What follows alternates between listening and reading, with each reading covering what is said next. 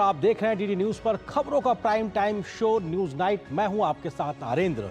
लोकसभा चुनाव के लिए कल तीसरे दौर की वोटिंग होगी और 11 राज्यों की बात की जाए तो 93 लोकसभा सीटों पर कल वोटिंग होनी है और इसमें कई बड़े सियासी दिग्गज हैं जिनकी चुनावी किस्मत का कल एक तरीके से ईवीएम में बंद हो जाएगी। तो अपने आप में बेहद महत्वपूर्ण है कल का तीसरे दौर का चुनाव। लेकिन उससे पहले तीसरे दौर के लिए तो कल प्रचार थम गया था, लेकिन उससे पहले आज भी बाकी के चरणों के लिए धुआंधार प्रचार देखने को मिला है। प्रधानमंत्री नरेंद्र मोदी आज ओडिशा और आंध्र प्रदेश पहुंचे तो 4 चुनावी रैलियों को उन्होंने संबोधित किया और जमकर अपने विपक्षियों को घेरा है। तो वहीं इंडिया अलायंस की बात की जाए या फिर एनडीए अलायंस की बात की जाए तो उनके भी तमाम स्टार प्रचारक आज जनता के बीच फिर से पहुंचे और लगातार अपने लिए जन समर्थन जुटाते रहे। लेकिन कांग्रेस नेताओं के विवादित बोल आज भी चर्चा में बने रहे। किस तरीके से तमाम कांग्रेस के नेताओं के ऐसे बोल जो कि देश विरोधी ताकतों को बल देते हैं और उसकी वजह से सियासत गर्मा गई है। क्या है पूरा मामला, इस खबर पर करेंगे विस्तार से चर्चा। इसके अलावा दिखाएंगे आपको देश दुनिया की हर जरूरी और महत्वपूर्ण खबर। शुरुआत करते हैं इस वक्त की सुर्खियों हेडलाइंस के साथ। कांग्रेस सहित विपक्षी दलों के नेताओं द्वारा दिए गए देश विरोधी बयानों से सियासत गरमाई। भाजपा ने कांग्रेस और इंडी गठबंधन पर देश को कमजोर करने और पाकिस्तान के लिए काम करने का लगाया आरोप।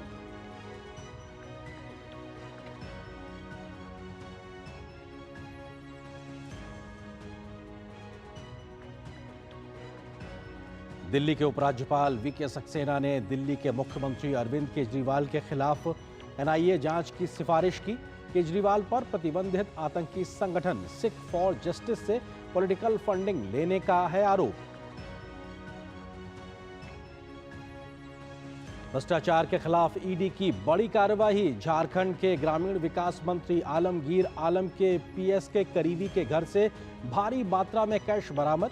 पीएम मोदी ने कहा, झारखंड में मिला नोटों का पहाड़, जो खाएगा वो जाएगा जेल। लोकसभा चुनाव के तीसरे चरण के लिए तैयारियां हुई पूरी। सुरक्षा के किए गए पुख्ता इंतजामात। 11 राज्यों और केंद्र शासित प्रदेशों की 93 लोकसभा सीटों पर कल डाले जाएंगे वोट। प्रधानमंत्री ने आंध्र प्रदेश की चुनावी रैली में कहा, कांग्रेस हो या वाईएसआर कांग्रेस, दोनों की एक ही है पहचान, बेलगाम भ्रष्टाचार और माफिया राज। प्रधानमंत्री ने कहा, भाजपा उम्मीदों का नया सूरज बनकर उभरी। ओडिशा में बीजेडी अस्त और कांग्रेस पस्त।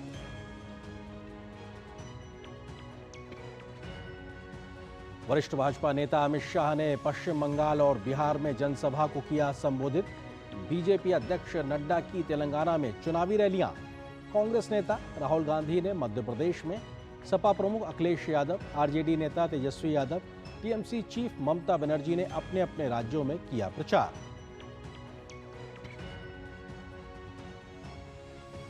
नेशनल टेस्टिंग एजेंसी ने नीट परीक्षा में पेपर लीक से जुड़ी खबरों का किया खंडन। बताया पूरी तरह निराधार। कहा, सोशल मीडिया पर वायरल किए जा रहे प्रश्न पत्र का परीक्षा के वास्तविक प्रश्न पत्र से कोई लेना देना नहीं।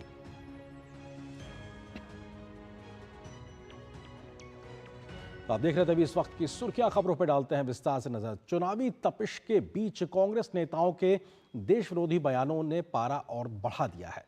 पुंछ में शहीद जवान पर चरणजीत सिंह चन्नी और मुंबई के आतंकी हमले के समय शहीद हुए हेमंत करकरे पर महाराष्ट्र विधानसभा में प्रतिपक्ष के कांग्रेसी नेता का बयान कांग्रेस के गले की फांस बन गया है। भाजपा ने कांग्रेस पर देश को कमजोर करने का आरोप लगाया है तो फारूक अब्दुल्ला और तेज प्रताप यादव के विवादित बयानों ने भी आग में घी का काम किया है। बीजेपी ने इंडी गठबंधन पर पाकिस्तान के लिए काम करने का आरोप लगाया और कांग्रेसी नेताओं से जवाब मांगा है।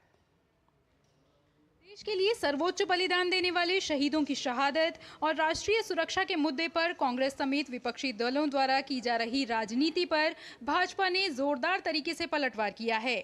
बीते दिनों जम्मू कश्मीर के पुंछ में आतंकियों के हमले में शहीद हुए एक जवान की शहादत के बाद पंजाब के पूर्व मुख्यमंत्री और कांग्रेस नेता चरणजीत सिंह चन्नी ने विवादास्पद बयान दिया, जिसके बाद भाजपा नेताओं ने कांग्रेस की देश विरोधी मानसिकता पर सवाल खड़े कर दिए हैं। राष्ट्रीय सुरक्षा को लेकर भी कांग्रेस गंभीर नहीं है और ये भी दिखता है कि कांग्रेस जिसके राज्य में हजारों किलोमीटर भूमि एक्साइचिन एरिया में लद्दाख के ऊपर भी चलेगी जो चीन ने कब्जा कर लिया, पाक अधिकृत कश्मीर बन गया, कच्चा थी वो आइलैंड दे दिया, और अब हमारी सेना को कमजोर करने के लिए कहते हैं कि परमाणु हथियारों को नष्ट कर देना चाहिए, और अब उसके बाद एक और घटिया बयान दे दिया। ये ओछी मानसिकता कांग्रेस की दिखती है। 26/11 मुंबई आतंकी हमले के समय शहीद हुए मुंबई पुलिस के अधिकारी हेमंत करकरे की शहादत पर भी महाराष्ट्र विधानसभा में नेता प्रतिपक्ष और कांग्रेस नेता विजय वडेट्टीवार ने विवादित बयान दिया है, जिसके बाद से कांग्रेस लगातार घिरती नजर आ रही है। वडेट्टीवार के बयान के बाद जहां कांग्रेस बैकफुट पर है, तो वहीं भाजपा ने कांग्रेस की देश विरोधी मानसिकता पर सवाल खड़े किए हैं। क्या आरोप कर रहे हैं? पाकिस्तान क्या कहेगा? अब तक पाकिस्तान ने कभी नकारा नहीं है कि करकर और 3 पुलिस अफसर जिनको शहादत मिली वो मानते हैं, क्योंकि हमने जुडिशियल प्रूफ दिया है। लेकिन हमारे जनाब सिर्फ राजनीति सियासी कर रहे हैं। भाजपा नेता सुधांशु त्रिवेदी ने कांग्रेस और इंडी गठबंधन के नेताओं पर राष्ट्रीय सुरक्षा के साथ खिलवाड़ करने का आरोप लगाया है। सुधांशु त्रिवेदी ने कहा कि बीते दिनों कांग्रेस और उसके सहयोगियों के साथ ऐसे बयान आए हैं जो दर्शाते हैं कि कैसे इंडी गठबंधन देश को कमजोर करने पर आमादा है और पाकिस्तान परस्त बयान दे रहे हैं। फ्लोर ऑफ द हाउस पे पाकिस्तान की नेशनल असेंबली में पाकिस्तान के मेंबर ऑफ पार्लियामेंट का बयान है कि आर्मी चीफ के पांव कांप रहे थे और उन्होंने कहा खुदा का वास्ता है अभिनंदन को वापस कर दो वरना इंडिया शाम तक अटैक कर देगा। साहस ये होनी चाहिए, ना कि ये उस पराजित मानसिकता का प्रतीक कि बड़े और ताकतवर मुल्क होके आप सिर्फ जो प्रधानमंत्री ने कहा डोजियर देते रहे। वो डोजियर देते थे, अब ये मोदी जी की सरकार है जो डोज देती है, डोजियर नहीं देती है। फारूक अब्दुल्ला से लेकर शशि थरूर हों या फिर चरणजीत सिंह चन्नी से लेकर पाकिस्तान के मंत्रियों के बयान हों, इन सभी के बयानों में एक समानता पर भाजपा लगातार सवाल पूछ रही है। तो इस बीच आरजेडी नेता तेज प्रताप यादव ने भी पुंछ हमले पर विवादित बयान दिया है, तो बीजेपी इंडी गठबंधन की मंशा पर सवाल खड़े कर रही है।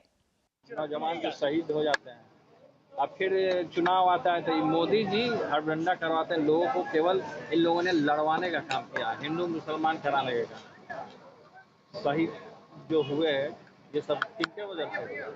मोदी जी के वजह से हुए, नहीं तो पहले कहाँ कोई शहीद हुआ। राहुल गांधी जी और इंडी गठबंधन से कि आपका एक प्रमुख सहयोगी जो उस राज्य से आता है जहां से आप सांसद हैं, कम्युनिस्ट पार्टी कहती है भारत का परमाणु भंडार समाप्त कर देंगे, मैनिफेस्टो में कहते हैं, और दूसरा गठबंधन सहयोगी कहता पाकिस्तान के पास एटम बम है। मैं देश के करोड़ों लोगों से कहना चाहता हूं, इन दोनों का मिलाकर जवाब समझ लीजिए कि ये कितना खतरनाक खेल खेल रहे हैं। देश के लोकसभा चुनाव के बीच कांग्रेस सहित इंडी गठबंधन के नेताओं के विवादित बयानों ने भाजपा को चुनावी मुद्दा भी दे दिया है, तो राष्ट्रीय सुरक्षा के मसले पर कांग्रेस लगातार घिरती हुई नजर आ रही है। Bureau report, DD news. वहीं दिल्ली के उपराज्यपाल वीके सक्सेना ने प्रतिबंधित आतंकवादी संगठन सिख फॉर जस्टिस से कथित तौर पर राजनीतिक फंडिंग प्राप्त करने के लिए दिल्ली के सीएम अरविंद केजरीवाल के खिलाफ एनआईए जांच की सिफारिश की है। एलजी सक्सेना को शिकायत मिली थी कि अरविंद केजरीवाल के नेतृत्व वाली आम आदमी पार्टी को देवेंद्र पाल भुल्लर की रिहाई की सुविधा देने और खालिस्तान समर्थक भावनाओं को बढ़ावा देने के लिए चरमपंथी खालिस्तानी समूह से 16 मिलियन अमेरिकी डॉलर की भारी धनराशि प्राप्त हुई थी। खालिस्तानी आतंकवादी गुरपतवंत सिंह पन्नू ने भी आरोप लगाया है कि केजरीवाल के नेतृत्व वाली आप को 2014 और 2022 के बीच खालिस्तानी समूहों से 16 मिलियन अमेरिकी डॉलर प्राप्त हुए हैं। भाजपा के नेता मनजिंदर सिंह सिरसा ने अरविंद केजरीवाल के खिलाफ एनआईए जांच पर कहा है कि गुरपतवंत सिंह पन्नू ने एयर इंडिया के विमान को हाईजैक करने और भारत में कई जगहों पर प्रधानमंत्री के कार्यक्रम में हमला करने की धमकी दी थी। इतनी खतरनाक संस्था से अरविंद केजरीवाल ने 16 मिलियन डॉलर लिए हैं। गुरपतवंत सिंह पन्नू द्वारा 16 मिलियन डॉलर अरविंद केजरीवाल जी और उनके साथियों को देने का जो सनसनीखेज खुलासा पिछले दिनों में किया गया, जिसमें उन्होंने कहा कि अरविंद केजरीवाल जी ने हमने इतने पैसे उनको दिए, इसकी वजह में उन्होंने कहा था कि वो प्रोफेसर भुल्लर को और बाकी लोगों को छोड़ेंगे, और यह भी कहा कि अरविंद केजरीवाल जी हमारे साथियों के घरों में पंजाब में जाकर रुकते रहे। गुरपतवंत सिंह पन्नू जो कि हमेशा ही भारत के खिलाफ आतंकी माहौल बनाते हैं। भारत के कभी एयरलाइन एयर इंडिया को उड़ाने की बात करते हैं, कभी भारत के अंदर प्रधानमंत्री के कार्यक्रम के अंदर उड़ाने की बात करते हैं। ऐसे संगठन से अरविंद केजरीवाल जी का क्या नाता है? ऐसे संगठन से अरविंद केजरीवाल जी ने क्यों फंडिंग ली और क्या क्या उनसे वादे किए इस फंडिंग के खिलाफ? ये भारत के एक देशद्रोह का मुकदमा है। और आज लेफ्टिनेंट गवर्नर साहब ने जो आदेश पारित करके कहा है एनआईए की इंक्वायरी होनी चाहिए, मैं इसका स्वागत भी करता हूं और उम्मीद करता हूं जल्दी दूध का दूध और पानी का पानी होगा और ये अरविंद केजरीवाल जी का एंटी भारत स्टैंड जो है ये दुनिया के सामने बेनकाब होगा। तो कहा जाए अरविंद केजरीवाल या फिर आम आदमी पार्टी की दिक्कतें कम होती नजर नहीं आ रही, क्योंकि पहले से ही शराब घोटाले को लेकर बहुत से दाग आप पर और अरविंद केजरीवाल पर हैं। और अब ऐसे में एक तरीके से ऐसी जो संस्थाएं हैं उनसे पैसा लेना जो कि देश विरोधी काम करती हैं, उस पर एनआईए की जांच की मंजूरी भी अपने आप में मुश्किलें बढ़ाएगी अरविंद केजरीवाल की और आम आदमी पार्टी की। लेकिन इस खबर से पहले हमने आपको दिखाया कि ऐसे तमाम बड़े कांग्रेस नेताओं के हाल फिलहाल के समय में जो उनके बोल बिगड़े हैं उसकी वजह से सियासत गरमाई है। कैसे राष्ट्रीय सुरक्षा के मसले को लेकर भी लगातार कांग्रेस के तमाम बड़े नेताओं ने अपने आप में ऐसे बयान दिए जो कि विवादित है। इस विषय पर करेंगे चर्चा। इसी से जुड़ा हमारा विशेष भी, शहादत और राष्ट्रीय सुरक्षा पर सियासत क्यों? शहादत हो हमारे किसी शहीद की या फिर राष्ट्रीय सुरक्षा का मामला हो, उस पर सियासत क्यों? क्योंकि सियासत नहीं होनी चाहिए, ये अपने आप में बहुत ज़रूरी है। और इस खबर पर हमारे साथ में बीजेपी से आरपी सिंह जी जुड़ेंगे, इसके अलावा अजय उपाध्याय जी कांग्रेस से हमारे साथ जुड़ेंगे। लेकिन इस बीच में वरिष्ठ पत्रकार समीर चौगांवकर जी हमारे साथ जुड़ गए हैं। बाकी दोनों मेहमान बहुत जल्दी हमारे साथ जुड़ेंगे। समीर जी, बहुत बहुत स्वागत है आपका हमारे साथ इस चर्चा में जुड़ने के लिए। सवाल यही कि सर, चुनाव के बीच में ऐसे बयान कांग्रेस के नेताओं के द्वारा आ रहे हैं, चाहे चरणजीत सिंह चन्नी का बयान हो या फिर हमने देखा कि महाराष्ट्र के प्रतिपक्ष के नेता, कितने बड़े कांग्रेसी नेता, उनका बयान हो, क्यों इस तरीके की बातें निकल के आ रही हैं जो एक तरीके से सेल्फ गोल करती दिखाई पड़ रही है कांग्रेस के लिए, और उसके बाद भी कांग्रेस उसको कहीं ना कहीं बैकिंग करती दिखाई पड़ रही है, उसको एक तरीके से मना नहीं कर रही है? देखिए, कांग्रेस का बयान सिर्फ चुनाव के समय नहीं आता है। अगर आप पिछले 10 साल के मोदी का कार्यकाल का देखेंगे तो पूरे 10 साल में कांग्रेस ने ऐसे ही बयान दिए जिसमें कांग्रेस ने सेना के आक्रमण के सबूत मांगे, सेना ने कोई कार्रवाई तो उसके सबूत मांगे गए हैं। मुझे ऐसा लगता है कि कांग्रेस ये बात भूल गई है कि राष्ट्रीय सुरक्षा सबसे पहले है। कांग्रेस की बातों में पाकिस्तान का संरक्षण की घटना ज्यादा होती है। और आप देखिए, जब पाकिस्तान के संसद में जब जिक्र होता है तो वहां के सांसद कहते हैं कि कांग्रेस ने भारतीय जनता पार्टी से और रूलिंग सरकार से ये पूछा है, तो कांग्रेस, भारतीय जनता पार्टी और भारत की सरकार इस बात का जवाब दे। जब कांग्रेस अपनी सेना पर और भारत के सरकार की मंशा पर प्रश्न उठाती है तो पाकिस्तान को ताकत मिलती है। अभी कुछ दिन पहले नक्सली हमले में जब जवान ने जब कार्रवाई की थी तो सुप्रिया श्रीनेत का बयान आया था नक्सलियों को लेके कि वो शहीद हो गए हैं। दिग्विजय सिंह आतंकवादियों को बड़ी जिम्मेदारी से उनका नाम क्या है कि जी लगा के बात करते हैं। मुझे लग रहा है कांग्रेस का दोहरा चरित्र, और जब आतंकवाद पर बात होती है तो वो कहते हैं कि भगवा आतंकवाद की बात करते हैं। मुझे ऐसा लगता है कि कांग्रेस को आत्मचिंतन की जरूरत है और कांग्रेस इस बात का जवाब दे कि बार बार उसके नेता इस बात का बयान क्यों देते हैं। कांग्रेस के विपक्ष के नेता जो महाराष्ट्र के अंदर है, सुधीर मुनगंटीवार, वो इस तरह का बयान देते हैं कि हेमंत करकरे आतंकवादी की गोली से नहीं मारे गए, भारतीय जनता पार्टी के कार्यकर्ता से। ठीक है समीर जी, हमारे साथ अजय जी जुड़ गए हैं। अजय उपाध्याय जी कांग्रेस से प्रवक्ता। अजय जी, स्वागत है आपका। सवाल यही है कि आखिर क्यों, शहीदों की शहादत हो या फिर राष्ट्रीय सुरक्षा का मामला हो, कांग्रेस के नेता ऐसे बयान क्यों देते हैं जो अपने आप में किसी को भी खराब लगेगा जो भी राष्ट्र के प्रति श्रद्धा रखने वाला व्यक्ति है? राष्ट्रीय सुरक्षा के प्रश्न पर या सैनिकों के प्रश्न पर कांग्रेस पार्टी का क्लियर स्टैंड है। आवाज मेरी आ रही है आपको? जी आ रही है आवाज, अपनी बात रखें आप। जी आवाज आ रही है आपको मेरी? जी हाँ, जी हाँ, अपनी बात रखें आप। क्लियर स्टैंड है। हम जो है, हम राष्ट्रीय सुरक्षा पर कोई राजनीति नहीं, राष्ट्रीय सुरक्षा पर कोई सियासत नहीं। लेकिन अभी जिस तरह से हमारे साथी एक यहाँ बैठे हुए हैं आरएसएस प्रायोजित पत्रकार, या मैं कहूँ कि बीजेपी का मुखौटा पर प्रवक्ता, नहीं देखिए अजय जी, ये तरीका गलत है। नहीं, आप एक वरिष्ठ पत्रकार के ऊपर इस प्रकार की व्यक्तिगत टिप्पणी मत करिए। आप ये आपसे कांग्रेस की बात रखने के लिए कहा गया, आप उस पर मुखरता से जवाब दीजिए। अजय जी, आप स्वतंत्र उसके लिए कहने के लिए, किसी वरिष्ठ पत्रकार पर ये व्यक्तिगत टिप्पणी ठीक नहीं है। जी, अपनी बात रखें। देखिए अभिनेंद्र जी, देखिए सुनिए ना अभिनेंद्र जी, सुनिए ना। आपको कांग्रेस से बात सुनिए, कांग्रेस के प्रवक्ता से बात करनी है, कांग्रेस के लोगों को बात रखनी है तो बात रखने दीजिए। यदि वो वरिष्ठ पत्रकार का मुखौटा पहन के कांग्रेस को गाली देने के लिए यहाँ बात करेंगे, नहीं देखिए, उनका अगर मत आपके मत के खिलाफ है, नहीं अजय जी बड़ा सम्मान के साथ, अगर उनका मत आपके मत से मैच नहीं करता है तो आप उनके ऊपर व्यक्तिगत टिप्पणी करेंगे, ये पूरी तरीके से अस्वीकार्य है।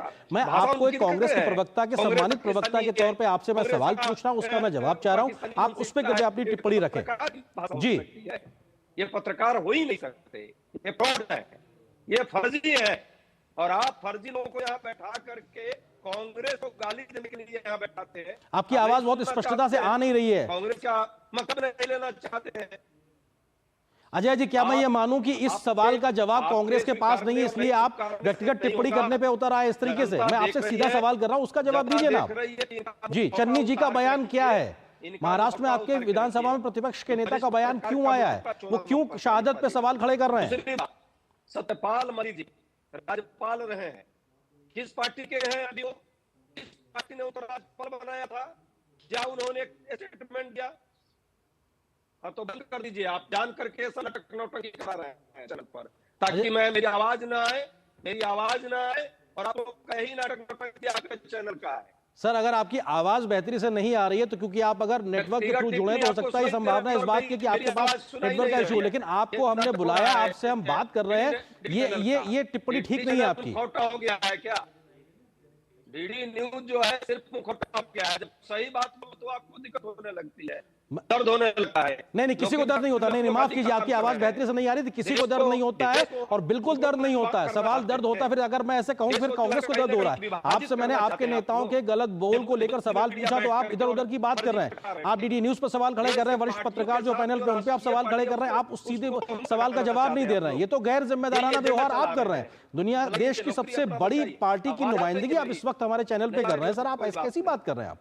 आपसे मैं सवाल पूछ रहा हूं, चन्नी जी का बयान क्या है, उस पर जब आप बात रखिए ना आप। हाँ, तो मैं समझ गया, आपका यही चाल होता है, आप लोग कांग्रेस के आदमी को बैठा के गाली दिलाते हैं।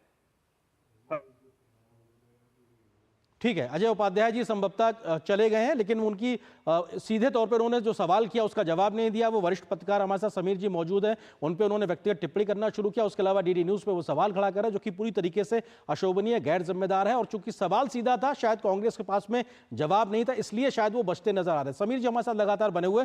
समीर जी, बहुत स्पष्टता से तो नहीं, लेकिन हाँ, जितनी बातें समझ में आई तो मुझे तो कम से कम यही लग रहा शायद कांग्रेस घिर गई है, बैकफुट पे दिखाई पड़ रही है इन तमाम प्रकार के बयानों को लेकर, क्योंकि देश के जो शहीद हैं उनकी शहादत पे सवाल खड़े कर रहे हैं, राष्ट्रीय सुरक्षा को कमजोर करने की मंतव्य दिखाई पड़ रहा है। क्या यही बड़ी वजह है, इसलिए जवाब नहीं दे रहे? बिल्कुल, और बिल्कुल देखिए, आज तो बाकी जो बयान आए थे, सुधीर वेट्टीवार का जो बयान आया था, विपक्षी नेता है कांग्रेस के, आप उसके बयान को छोड़ दीजिए। मैं अगर आपसे कहता हूं कि सुप्रिया श्रीनेत ने कुछ दिन पहले कहा था, जिस तरह से नक्सलाइट मारे गए थे, उन्होंने उसे शहीद का दर्जा दे दिया था। क्या कांग्रेस ने उसके ऊपर अपना रिएक्शन दिया? आज आचार्य प्रमोद जी ने जो जिक्र करा राहुल गांधी को लेके, कि राहुल गांधी का कहना है कि सत्ता में आएंगे तो हम राम मंदिर का जो फैसला सुप्रीम कोर्ट का वो पलट देंगे। आज इतनी बड़ी बात प्रमोद कृष्णन ने जो कही है, क्या कांग्रेस का उसका अधिकृत बयान आया है? राहुल गांधी का बयान आया है? कांग्रेस का खंडन आया है इस संदर्भ में? कांग्रेस को बयान देना चाहिए कि प्रमोद कृष्णन ने जो कहा है वो सही है कि गलत है। कांग्रेस उस पर चुप्पे साध दी। जब सेना सजे की स्ट्राइक करती है तो कांग्रेस सबूत मांगती है कि सेना ने उससे सबूत दीजिए। भारत सरकार की सेना कहती है, भारत सरकार का रक्षा मंत्रालय के अधिकृत प्रवक्ता कहते हैं कि चीन ने कोई घुसपैठ नहीं की है। कांग्रेस के राष्ट्रीय प्रवक्ता चैनल पर आकर और पत्रकार वार्ता लेकर कहते हैं कि चीन ने भारत के अंदर घुसपैठ कर ली है और कितने गांवों पर कब्जा कर लिया है। मुझे लग रहा है कि जब हमारी सेना बोल रही है, देश का विदेश मंत्रालय बोल रहा है, तो हमें अपने देश की सेना पर, हमें अपने देश के विदेश मंत्रालय पर गर्व होना चाहिए और हमें उनके साथ कदम से कदम मिलाकर चलना चाहिए। समीर जी, जिस प्रकार का बयान पाकिस्तान के वहां के मंत्रियों की तरफ से भी आए, चाहे वो पुलवामा को लेकर हो या किस प्रकार से हमने हमारे यहाँ के कुछ सियासतदान की तारीफों को देखा है और हमारी सियासत को लेकर उनकी टिप्पणियां क्या है, इस पर भी अपने आप में सवाल खड़े होते हैं कि आखिर वहां के नेताओं की सियासत के हिसाब से यहाँ पर कुछ लोगों की सियासत उनको मुफीद क्यों नजर आती है। बहुत बहुत शुक्रिया समीर जी हमारे साथ जुड़ने के लिए। इससे पहले हमारे साथ अजय उपाध्याय जी भी जुड़े थे, बहुत बहुत शुक्रिया। फिलहाल एक छोटे से ब्रेक के लिए रुकते हैं, बहुत जल्द हाजिर होते हैं कुछ और खबरों से आपको रूबरू कराएंगे।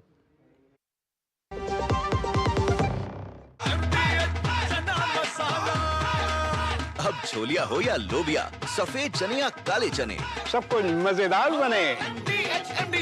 काफी टैलेंटेड है आपकी बेटी। सर बड़ी होकर इंडिया के लिए खेलना चाहती है। उसके फ्यूचर के लिए अभी से मैंने सेविंग भी स्टार्ट कर दी है। फ्यूचर की बात है तो सिर्फ उसे नहीं, आपको भी मैदान में उतरना पड़ेगा। मुझे? इनका मतलब है म्यूचुअल फंड्स के मैदान में। सिर्फ सेविंग्स नहीं, हर महीने म्यूचुअल फंड्स में भी इन्वेस्ट कीजिए। वरना आपकी बेटी तो बड़ी होगी, पर उसके लिए सेव किए हुए पैसे शायद उतने ही रह जाएंगे। सही है सर। म्यूचुअल फंड निवेश बाजार जोखिमों के अधीन है। योजना से जुड़े सभी दस्तावेजों को ध्यान से पढ़ें। रिचार्ज, जल्दी रिचार्ज करा। ये क्या किया? मैच तो गया। पेमेंट कैसे करेंगे? टोकनाइज कार्ड से। टोकन? हाँ, ऑनलाइन पेमेंट के लिए आरबीआई लाए हैं टोकनाइजेशन। एक बार कार्ड डिटेल्स, ओटीपी, सीवीवी डालकर टोकन जनरेट कीजिए। कार्ड भी सुरक्षित और बार बार डिटेल्स भरने की नो झंझट। वही सुविधा अधिक सुरक्षित। ऑलराउंडर हो कि मैं। आरबीआई कहता है कि जानकार बनिए, सतर्क रहिए। बात जब पीढ़ियों के लिए बनने वाले घर की हो तो जिम्मेदारी बड़ी हो जाती है। गैलेंट समझता है ये जिम्मेदारी। अब डबल एम रिब्स के साथ गैलेंट एडवांस टीएमटी रीबार, निर्माण का रियल हीरो। मैं क्या जी, सब जानते हैं, जहां दिखे मारियो, अपना समझ के खा लियो। स्वाद से सबको दीवाना कर दे, दीवाना कर दे। पता का चाय, गजब का स्वाद। तुम्हें पता है इन्वेस्टर्स के लिए एक इन्वेस्टर प्रोटेक्शन फंड होता है, IPF। लेकिन अगर तुम्हारा ट्रेड एक्सचेंज पर एग्जीक्यूट नहीं हुआ या फिर कोई गारंटीड रिटर्न्स वाली स्कीम है तो ये IPF आपकी मदद नहीं कर सकता है। और अगर आपका ब्रोकर ही डिफॉल्टर बन जाए तो फिर IPF आपको कॉम्पेंसेशन दिला सकता है। कहाँ से सीखा? NSE की साइट पर। सोचकर समझकर इन्वेस्ट कर। अब छोलिया हो या लोबिया, सफेद चने या काले चने, सब कुछ मजेदार बने।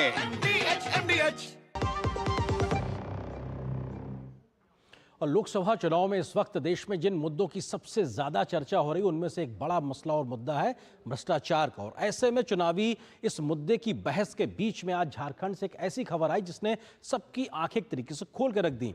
झारखंड में जेएमएम के नेता और वहां के सरकार में मंत्री आलमगीर आलम के पीएस के नौकर के घर से करोड़ों रुपए बरामद हुए हैं, गड्डियां बरामद हुई हैं। और ये पैसा किसका है, इसको लेकर लगातार शुरुआत हो गई है, छानबीन चल रही है। और ईडी की इस छापेमारी में ये करोड़ों रुपए को लेकर सियासत भी गर्मा गई। इस पूरे मामले पर प्रधानमंत्री समेत बीजेपी के तमाम बड़े नेताओं ने, इंडिया गठबंधन, कांग्रेस के नेताओं, तमाम सबको घेरा है। लेकिन किस प्रकार से इस पूरे मसले पर सियासत आगे बढ़ी है, देखिए इस रिपोर्ट।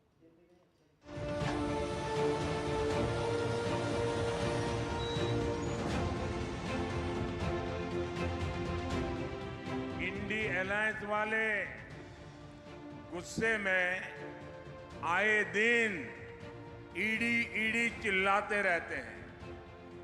आप जानते हैं ऐसा ये क्यों करते हैं? झारखंड में ईडी ने नोटों के पहाड़ खोदकर निकाले हैं। कांग्रेस के मंत्री के, निजी सचिव के, नौकर के पास से ये नोटों का पहाड़ निकला है। सोचिए, कांग्रेस वालों ने अपने नौकर के घर को काली कमाई का गोदाम बना रखा था। आखिर ऐसा क्यों है कि जिनके पास से भी नोटों के ये पहाड़ मिलते हैं वो कांग्रेस की फर्स्ट फैमिली के करीबी होते हैं। ऐसा क्यों होता है? कहीं ऐसा तो नहीं कि जो पैसे पकड़े जा रहे हैं वो कहीं सप्लाई होने के लिए रखे थे? कहीं ऐसा तो नहीं कि कांग्रेस की फर्स्ट फैमिली ने देश भर में ऐसे ही काली कमाई के गोदाम बना रखे हैं? प्रधानमंत्री ने झारखंड में मिले नोटों के अंबार पर झारखंड मुक्ति मोर्चा और कांग्रेस पर करारा प्रहार किया है। पीएम ने सवाल पूछा कि ऐसा क्यों है कि नोटों के पहाड़ मिलते हैं? वे कांग्रेस के प्रथम परिवार के करीबी होते हैं। ईडी ने रांची में कई जगहों पर छापेमारी की है। झारखंड के ग्रामीण विकास मंत्री आलमगीर आलम के पीएस संजीव लाल के घरेलू सहायक से भारी मात्रा में नकदी बरामद की गई। पीएमएलए के तहत करीब आधा दर्जन ठिकानों पर रेड डाली गई। ईडी की ये कार्रवाई निलंबित चीफ इंजीनियर वीरेंद्र राम और उनके करीबियों के ठिकानों पर भी की गई। ईडी ने कुछ योजनाओं के कार्यान्वयन में कथित अनियमितताओं से जुड़े मनी लॉन्ड्रिंग मामले में फरवरी 2023 में झारखंड ग्रामीण विकास विभाग के चीफ इंजीनियर वीरेंद्र राम को गिरफ्तार किया था। बीते साल फरवरी में एजेंसी ने वीरेंद्र राम से लंबी पूछताछ करने के बाद गिरफ्तार किया था। ईडी ने फरवरी 2023 में रांची, जमशेदपुर और झारखंड, बिहार और दिल्ली के कुछ अन्य स्थानों पर सर्च अभियान चलाया था, जिसके बाद उसे पकड़ा था। भाजपा के वरिष्ठ नेता अमित शाह ने पश्चिम बंगाल के पूर्व बर्धमान में एक जनसभा के दौरान इंडी गठबंधन पर भ्रष्टाचार को लेकर कटाक्ष किया। उन्होंने कहा कि झारखंड में एक मंत्री के घर से 30 करोड़ रुपए बरामद हुए हैं। बंगाल के दीदी के मंत्रियों के घर से 50 करोड़ रुपया कैश मिलती है। झारखंड में कांग्रेस के एमपी के घर से 350 करोड़ रुपया कैश मिली, 350 करोड़ रुपया रोकड़ा। और आज कल रात को ही झारखंड में एक मंत्री के घर से 30 करोड़ रुपया जब्त हुआ है। भाइयों, 30 करोड़ रुपए। मुझे बताओ, जिन्होंने गरीब बंगाल की जनता का पैसा लूटा है, वो जेल की सलाखों के पीछे जाने चाहिए। इससे पहले पिछले साल दिसंबर में आयकर विभाग के कांग्रेस सांसद धीरज साहू के ठिकानों पर छापे ने सबको हैरान कर दिया था। धीरज साहू के ठिकानों से कुल 351 करोड़ रुपए की संपत्ति बरामद हुई थी। उस समय आयकर विभाग ने ओडिशा, झारखंड और पश्चिम बंगाल के 40 से ज्यादा ठिकानों पर छापा मारा था। Bureau report, DD news.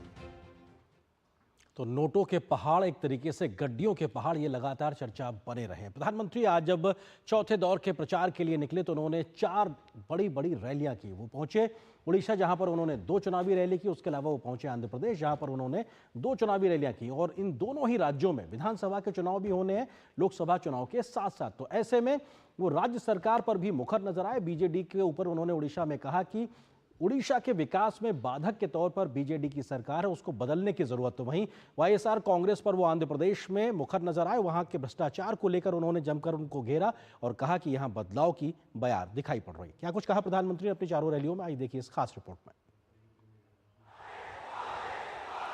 प्रधानमंत्री नरेंद्र मोदी ने सोमवार को उन राज्यों में धुआंधार प्रचार किया जहां लोकसभा के साथ ही विधानसभा के चुनाव भी हो रहे हैं। उन्होंने ओडिशा और आंध्र प्रदेश के दौरे पर दोनों ही राज्यों के सत्तारूढ़ दलों को निशाने पर लिया।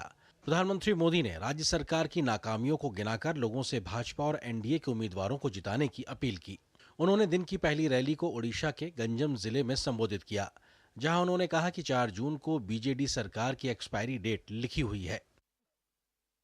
आज 6 मई है। 6 जून को बीजेपी के मुख्यमंत्री पद का उम्मीदवार तय होगा। 10 जून को भुवनेश्वर में बीजेपी के मुख्यमंत्री का शपथ समारोह होगा। और मैं आज आप सबको भाजपा के सरकार के मुख्यमंत्री के शपथ समारोह के लिए निमंत्रण देने आया हूं। ओडिशा में बीजेडी अस्त है, कांग्रेस पस्त है और लोग बीजेपी पर आश्वस्त है। मोदी जी स्वागतम। उड़ीसा के ही नवरंगपुर पहुंचे प्रधानमंत्री मोदी ने कहा कि बीजेडी 25 साल में लोगों की मुश्किलें कम नहीं कर पाई है। उन्होंने जनता से एक बार भाजपा को मौका देने को कहा। सत्ता में आने के बाद 5 साल में उड़ीसा को नंबर 1 बना दिया जाएगा। यहाँ के नौजवानों को रोजगार के लिए दूसरे राज्यों में जाना पड़ता है। यहाँ कपास किसान परेशान है, यहाँ गन्ना किसान परेशान है, यहाँ मक्का उगाने वाले छोटे किसान परेशान है। और बीजेडी 25 साल में आपकी मुश्किलें कम नहीं कर पाई। एक बार भाजपा को मौका दीजिए और मैं आपको कहता हूं 5 साल में ये मोदी की गारंटी है, उड़ीसा को हम नंबर 1 बना देंगे। ओडिशा की जनसभाओं के बाद आंध्र प्रदेश पहुंचे पीएम मोदी ने राजमुंद्री में रैली को संबोधित किया। उन्होंने राज्य की वाईएसआर कांग्रेस की सरकार पर शराब का सिंडिकेट चलाने और भ्रष्टाचार में शामिल होने का आरोप तो लगाया ही, साथ ही कहा कि राज्य में भ्रष्टाचार फुल स्पीड में है, लेकिन विकास पर ब्रेक लगा हुआ है। पीएम मोदी ने कांग्रेस पर भगवान राम का विरोधी होने का आरोप लगाया और कहा कि कांग्रेस के नेता जब भी राम मंदिर का समर्थन करते हैं, उन्हें पार्टी से निकाल दिया जाता है। आंध्र प्रदेश विकास और विरासत की धरती है। यहां की पहचान एनटीआर गारू से होती है। एनटीआर गारू ने भगवान राम का चरित्र जन जन तक पहुंचाया था। अब बीजेपी ने भव्य राम मंदिर का 500 साल पुराना सपना पूरा किया है, लेकिन तुष्टीकरण में डूबी कांग्रेस ने अयोध्या में राम मंदिर का बायकॉट कर दिया। कांग्रेस का कोई नेता अगर भक्ति भाव से राम मंदिर चला जाता है तो उसे पार्टी से निकाल दिया जाता है।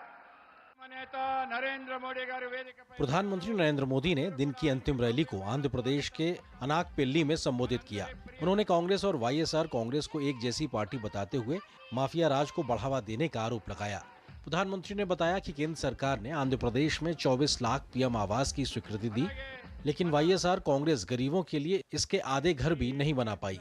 उन्होंने राज्य सरकार पर गन्ना किसानों को परेशान करने का आरोप लगाया और उन्हें यह भरोसा दिलाया कि राज्य में एनडीए की सरकार आने पर उनकी समस्याओं का निदान कर दिया जाएगा। ब्यूरो इनपुट के साथ निशांत राय, चंद्रशेखर, उर्मिलेश और ओपी यादव की रिपोर्ट, डीडी न्यूज। और आगे आपको दिखाएंगे किस प्रकार से प्रचार के और भी रंग थे जिन्होंने आज सबकी जगह सुर्खियां बटोरी। अब उससे पहले एक छोटे से ब्रेक के लिए रुकते हैं। जीरा से प्यास बुझाए, डाइजेशन के लिए मस्त, शरीर में नमक पानी का बैलेंस बनाए।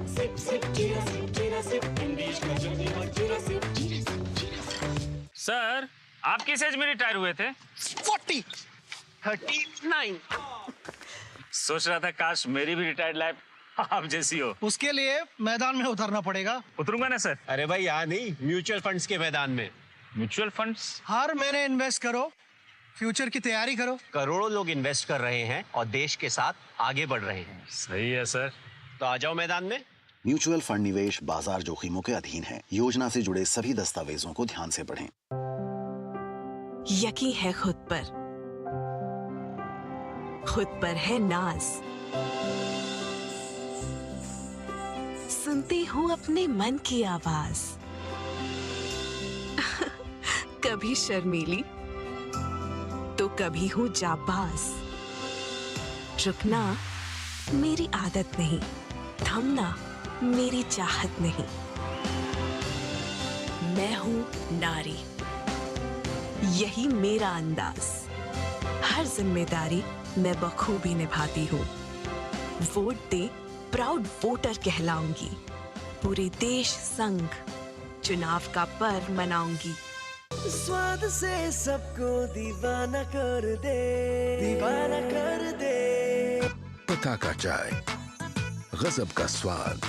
पॉलिसी बाजार से टर्म लाइफ इंश्योरेंस लेने के कुछ साल बाद मेरी वाइफ को कैंसर डायग्नोस हुआ और वो नहीं रही। उनकी कमी तो पूरी नहीं हो सकती और टर्म लाइफ इंश्योरेंस के पैसे से बच्चों की फ्यूचर की चिंता नहीं रही। पॉलिसी बाजार ने क्लेम दिलाने में बहुत सपोर्ट किया। पॉलिसी बाजार पे 1 करोड़ का टर्म लाइफ इंश्योरेंस सिर्फ 470 रुपए महीने से शुरू। आधे बाउल दही में 4 चम्मच MDH चटनी पुदीना मसाला डाला, स्टर करो, पुदीना चटनी तैयार। MDH चटनी पुदीना मसाला।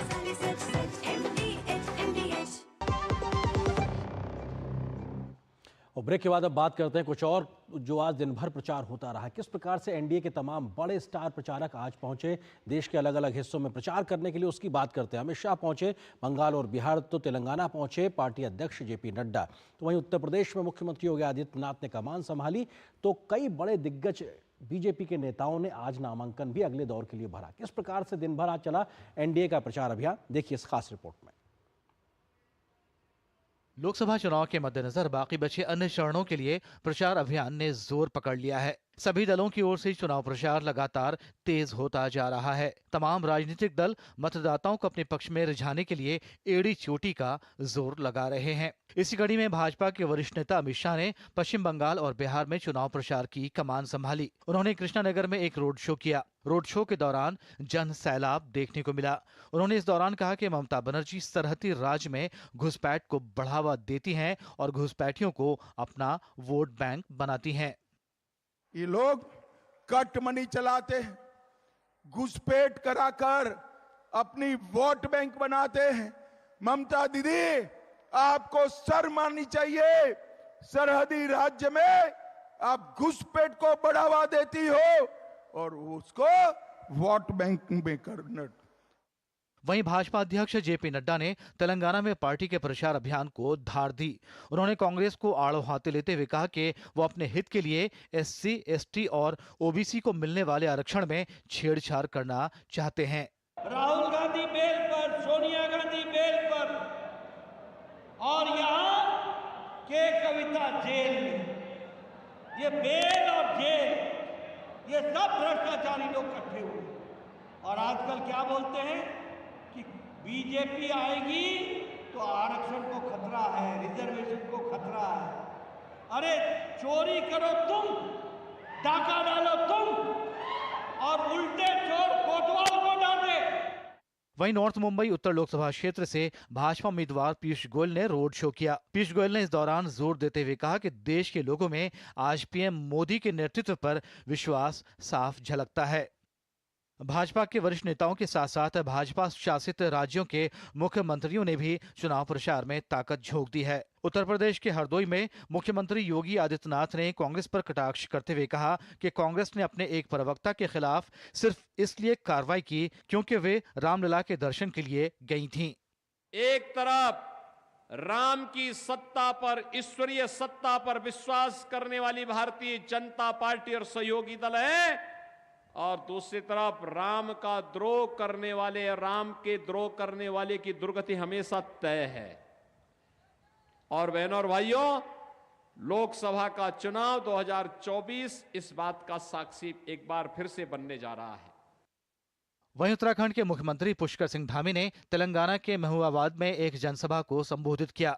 उन्होंने कहा कि ये यूसीसी की गंगा जो उत्तराखंड से निकली है वो पूरे देश में बहेगी।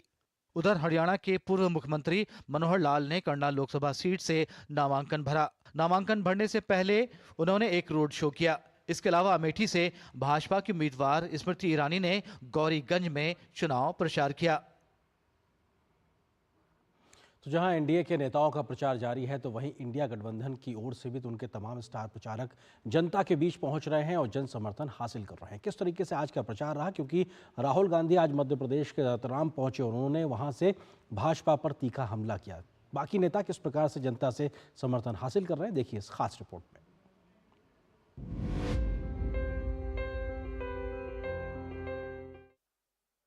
लोकतंत्र का महापर्व और राजनीतिक दलों के बीच शह और मात का खेल। इंडी गठबंधन चुनाव प्रचार में एनडीए गठबंधन पर निशाना साध रहा है। कांग्रेस नेता राहुल गांधी ने मध्य प्रदेश के रतलाम में एक चुनावी जनसभा को संबोधित किया। उन्होंने दावा किया कि एनडीए को 400 सीट छोड़िए 150 भी नहीं मिलने वाली हैं। वहीं समाजवादी पार्टी प्रमुख अखिलेश यादव ने कहा, यूपी में कन्नौज की जनता विकास को, तरक्की को, खुशहाली को वोट देने जा रही है। उधर आरजेडी नेता तेजस्वी यादव ने भाजपा पर निशाना साधा और कहा कि भाजपा बिहार से समाप्त हो गई है। बीजेपी के नेताओं ने साफ बोल दिया है कि अगर वो चुनाव जीतेंगे तो वो इस किताब को बदल के परे कर देंगे। इसलिए उन्होंने 400 सीट का नारा दिया था। 400 सीट छोड़िए, उनको 150 सीट नहीं मिलने वाली है। ये नकारात्मक राजनीति करने वालों की हार होगी। जो गड्ढा खोदे थे, जो गड्ढा खोदते हैं वो खुद एक दिन गिरते हैं। इसलिए कन्नौज की जनता विकास को, तरक्की को, खुशहाली को वोट देने जा रही है। हम क्या कहते थे, बार बार चौंकाने वाला रिजल्ट लाएंगे। तो हालत बहुत बुरी है भाजपा को। आम आदमी पार्टी के नेता गोपाल राय ने कहा कि जनता परेशान है और इस बार कांग्रेस और आम आदमी पार्टी के मिलने से दोनों दलों को फायदा होगा। इस बार इंडिया गठबंधन में दोनों पार्टियां मिलकर चुनाव लड़ रहे हैं। आम आदमी पार्टी और कांग्रेस दोनों पार्टियों के कैंडिडेट हैं कन्हैया कुमार। तो जो दोनों पार्टियों के बिखराव का फायदा होता था वो इस बार नहीं मिलने वाला। इधर रायबरेली और अमेठी सीट पर कांग्रेस ने पर्यवेक्षकों के नाम का ऐलान कर दिया है। कांग्रेस ने छत्तीसगढ़ के पूर्व मुख्यमंत्री भूपेश बघेल को रायबरेली और राजस्थान के पूर्व मुख्यमंत्री अशोक गहलोत को अमेठी की जिम्मेदारी दी है। रायबरेली सीट से इस बार राहुल गांधी मैदान में उतरे हैं। उनका मुकाबला बीजेपी के दिनेश प्रताप सिंह से है, जबकि अमेठी सीट से कांग्रेस ने गांधी परिवार के करीबी माने जाने वाले किशोरी लाल शर्मा को टिकट दिया है। लोकसभा चुनाव के तीसरे चरण के लिए मतदान से पहले समाजवादी पार्टी ने श्यामलाल पाल को पार्टी ने उत्तर प्रदेश का अध्यक्ष नियुक्त किया है। वो नरेश उत्तम पटेल की जगह लेंगे। वहीं बसपा प्रमुख मायावती के खिलाफ अमर्यादित टिप्पणी मामले में सपा के राष्ट्रीय महासचिव शिवपाल यादव के खिलाफ बदायूं में रिपोर्ट दर्ज की गई है। बदायूं बसपा जिलाध्यक्ष आरपी त्यागी की ओर से दिए गए शिकायत पत्र के आधार पर पुलिस ने धार्मिक भावनाएं आहत करने सहित अन्य धाराओं में प्राथमिकी दर्ज कर जांच शुरू कर दी है। Bureau report, DD news.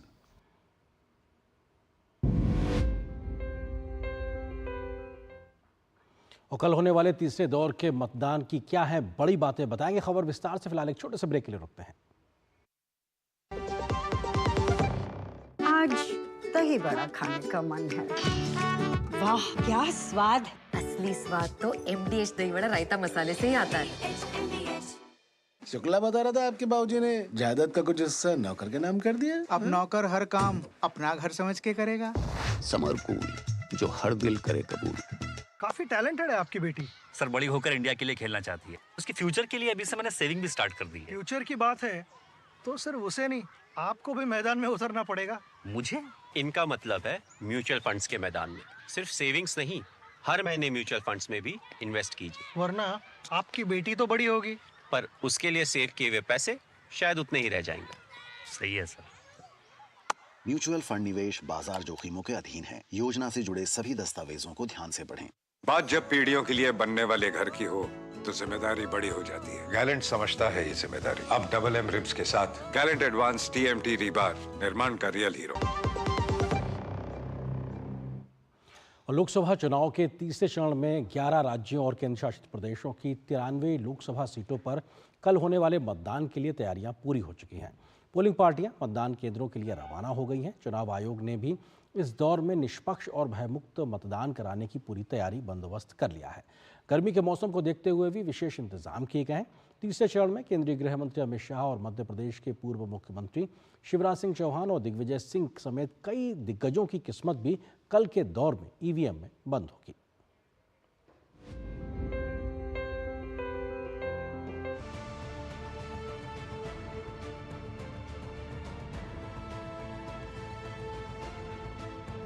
तीसरे चरण के प्रचार के दौरान सत्ता पक्ष और विपक्ष के बीच संपत्ति सर्वे, विरासत टैक्स, अल्पसंख्यक तुष्टीकरण, आरक्षण, विकसित भारत, राष्ट्रीय सुरक्षा और विदेश नीति के अलावा भ्रष्टाचार और रोजगार के मुद्दों पर जोरदार तकरार देखने को मिली।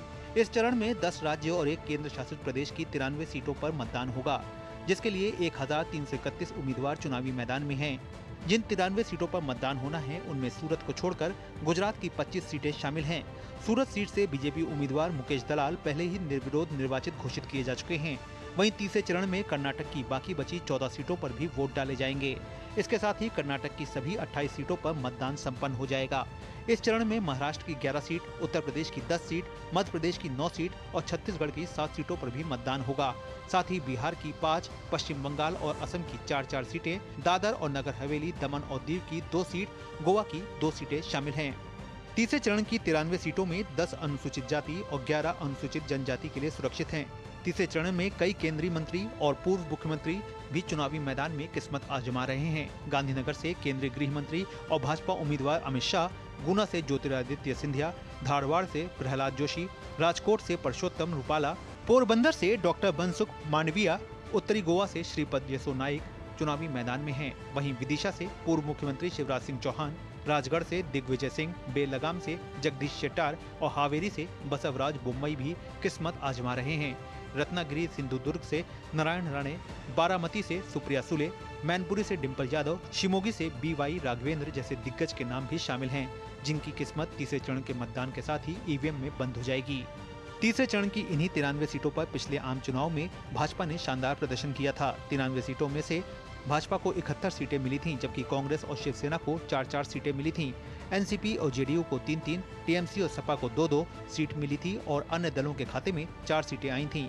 बसपा, RJD और CPIM तीसरे चरण में अपना खाता भी नहीं खोल पाए थे। तीसरे चरण में मध्य प्रदेश की बैतूल सीट से किस्मत आजमा रहे 8 उम्मीदवार भी शामिल हैं। यहां दूसरे चरण में मतदान होना था, लेकिन BSP उम्मीदवार के निधन के बाद मतदान को स्थगित कर तीसरे चरण में कर दिया गया।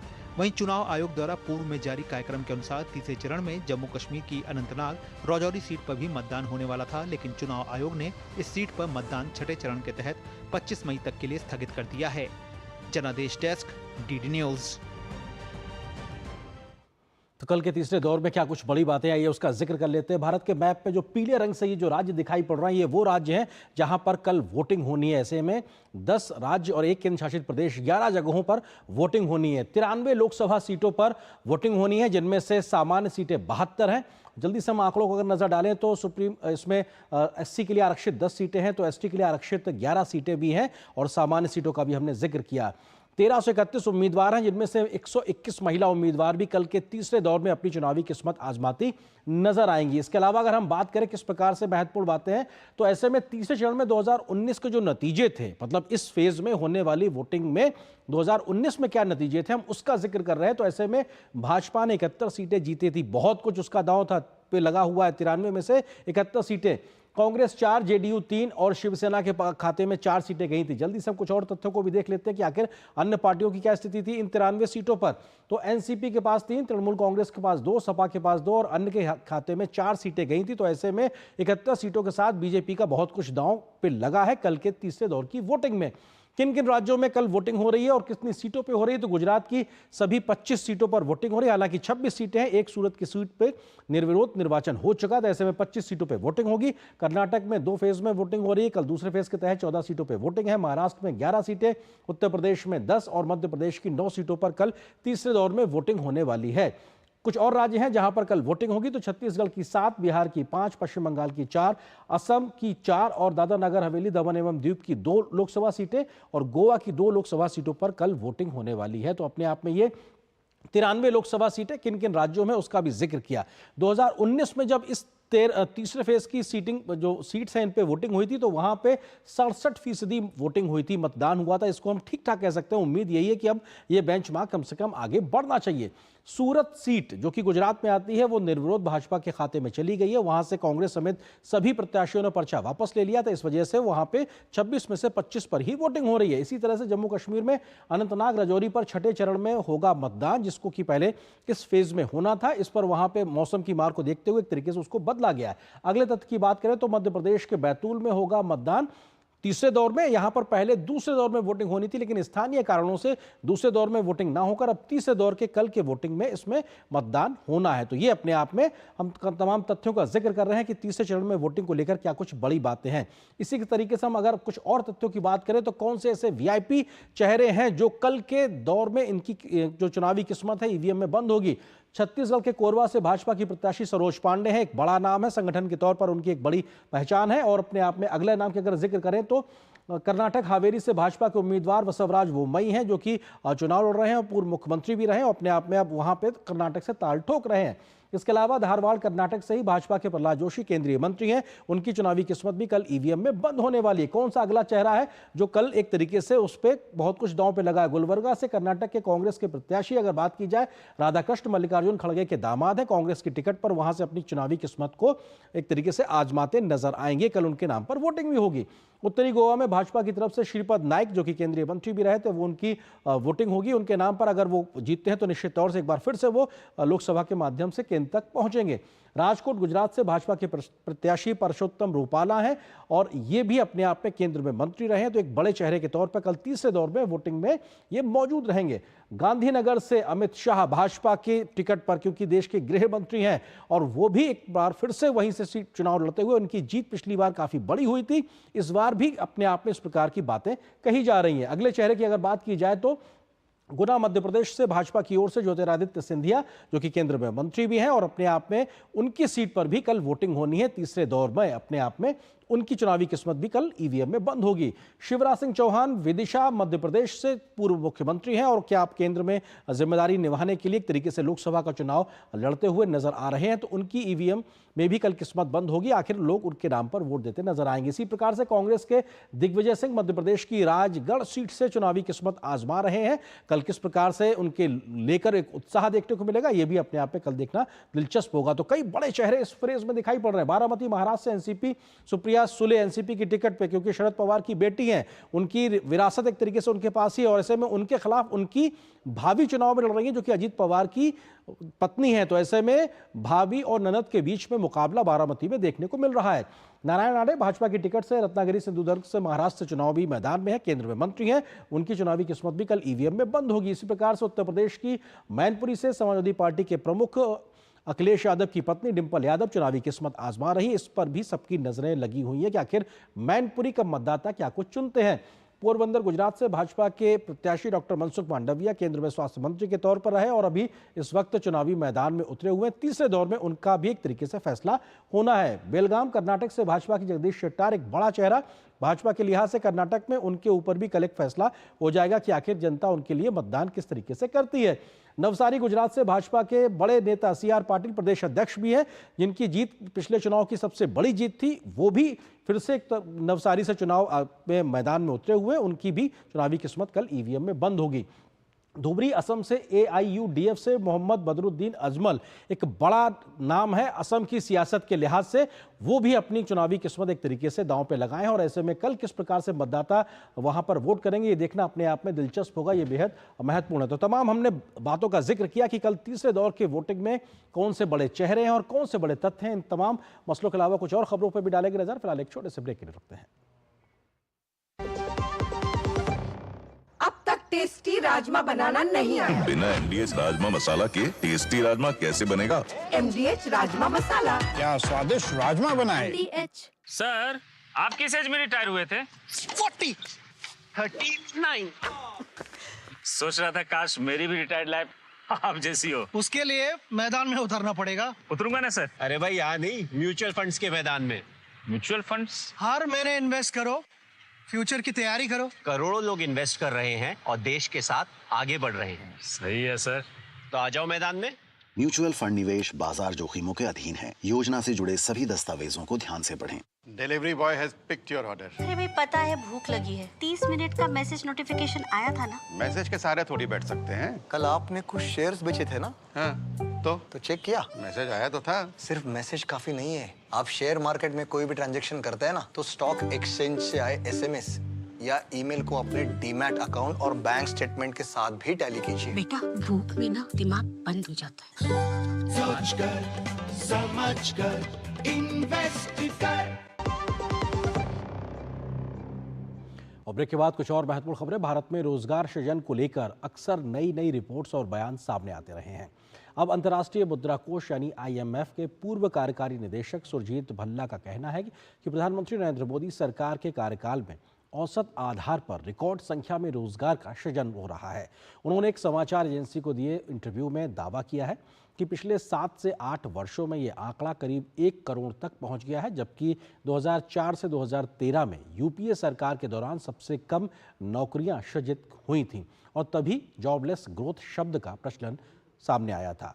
प्रधानमंत्री की आर्थिक सलाहकार परिषद के पूर्व सदस्य सुरजीत भल्ला ने जोर देते हुए कहा कि अटल बिहारी वाजपेयी और मोदी सरकार के कार्यकाल के दौरान सबसे अधिक नौकरियां पैदा हुई हैं। भल्ला अंतर्राष्ट्रीय श्रम संगठन की हालिया रिपोर्ट पर प्रतिक्रिया दे रहे थे, जिसमें कहा गया है कि 2022 में भारत की कुल बेरोजगारी आबादी में बेरोजगारों युवाओं की हिस्सेदारी करीब 83% थी।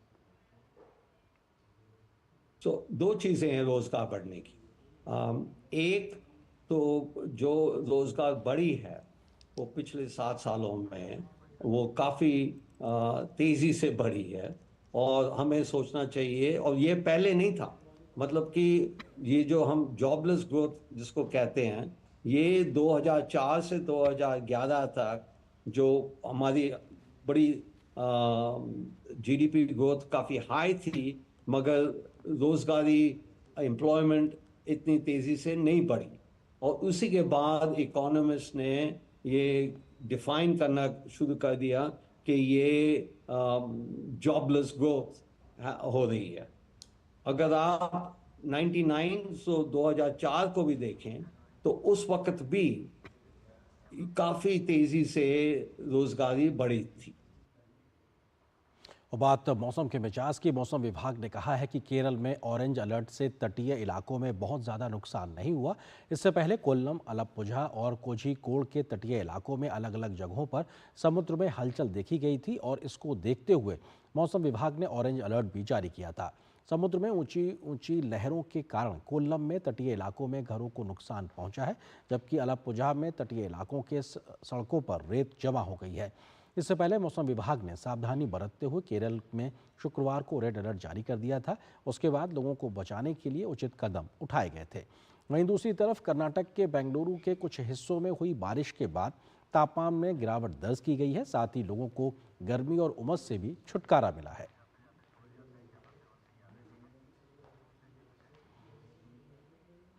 तो इसी के साथ न्यूज़ 9 में फिलहाल बस इतना ही। लेकिन जाते जाते आपको छोड़ जाते हैं कुछ और राष्ट्रीय महत्व की खबरों के साथ। फटाफट अंदाज में आप देखिए इन खबरों को। मुझे दीजिए अनुमति। नमस्कार।